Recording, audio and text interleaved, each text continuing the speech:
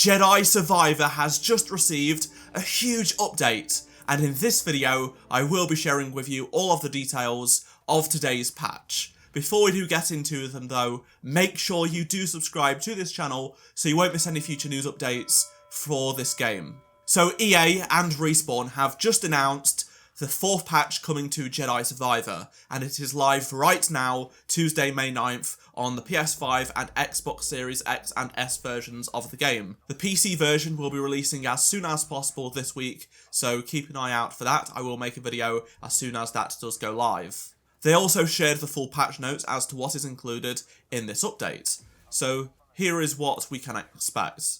Kicking things off with some PC-specific improvements, they've updated occlusion behaviour for ray tracing, reducing idle time stalls. Another thing they've updated is streaming budgets that will help alleviate traversal hitching, plus performance improvements for some visual effects, and the visual effects improvements will come later to console in a future update. Another thing that's specific to PC is they've updated data handling when toggling ray tracing, improving non-ray traced performance.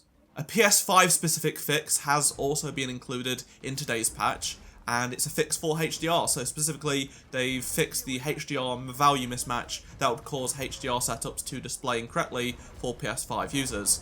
This is something that I've seen so many of you comment about. I'm so glad it is finally being fixed. Now the next set of fixes are all things that are included in both the PC version and the console version of the game. So they fixed various save state errors, a streaming issue that causes some streaming scenarios to end in a black screen. They fixed the events that did not properly activate in the stone spires, plus a fix for a narrative moment where music would be behaving incorrectly. Lightsaber marks that weren't correctly displaying in some scenarios have been fixed, plus a scenario where the player could enter a progression blocked state in the Lucre Hulk. They fixed an elevator to prevent the player from falling through it and entering a progression blocked state, plus a bug where Ravis would be unbeatable, which makes sense given he's a Gendai, but he's still got to be beatable in this game. Fixed a severe animation issue that would break a late game narrative sequence, plus a collision bug where players can get stuck inside of a meditation chamber.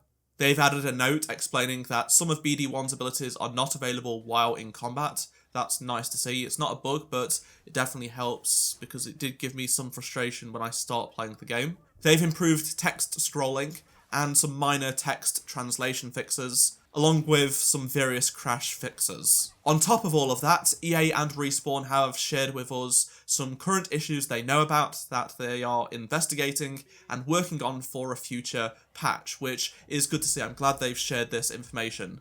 So for the PC side of things, they are going to be improving performance on newer i7 and i9 CPUs that do have efficiency cores.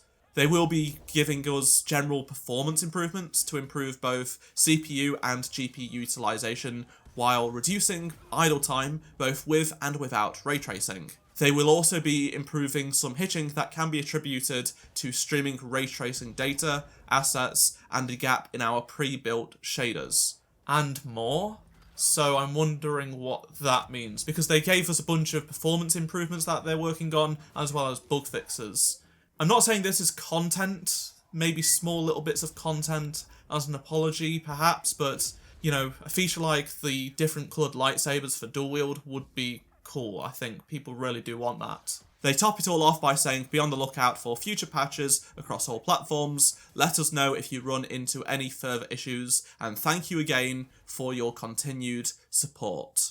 It will be interesting to see how this patch stacks up against the previous update, hopefully some significant improvements, especially on the PC version, later on this week. I will be making a video covering all of the changes that we can see, so make sure you do subscribe for that. I'd love to hear your thoughts on anything I've talked about in this video. Have you played the patch yet? How's it feeling to you? Let me know down in the comments. And if you enjoyed this video, please do drop a like to help support the channel. Subscribe so you don't miss any future videos. And if you did miss any of my previous videos, click on the playlist on screen right now. And I shall see you in my next video. Goodbye.